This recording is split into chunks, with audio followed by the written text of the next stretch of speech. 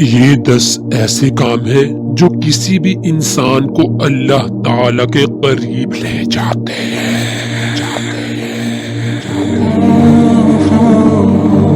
پہلے نمبر پر مہمان نوازی کرنا۔ رسول اکرم صلی اللہ علیہ وسلم نے اس عمل کو بہت پسند کیا ہے۔ آپ صلی اللہ علیہ وسلم نے فرمایا، مہمان اپنا رزق لے کر آتا ہے اور اس گھر کے گناہ لے کر جاتا ہے۔ دوسرے نمبر پر بیمار کی عیادت کرنا۔ بیمار کے متعلق یہ فرمایا گیا ہے کہ اس کی دعا بہت جلدی قبول ہوتی ہے۔ جب آپ کبھی کسی بیمار کی عیادت کے لیے جائیں تو اس سے اپنے لیے دعا بھی کروایا کریں۔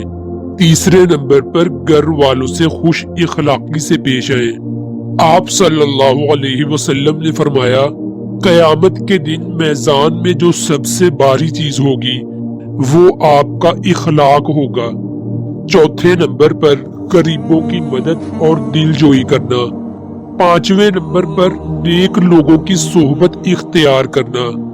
چھٹے نمبر پر والدین کا احترام کرنا۔ ساتویں نمبر پر معاف کر دینے کو اپنی عادت بنا لینا۔ آٹھویں نمبر پر مظلوم کی امداد کرنا۔ نویں نمبر پر وعدہ کو ہمیشہ وفا کرنا۔ 10ویں نمبر پر نفسانی خواہشات پر قابو پانا۔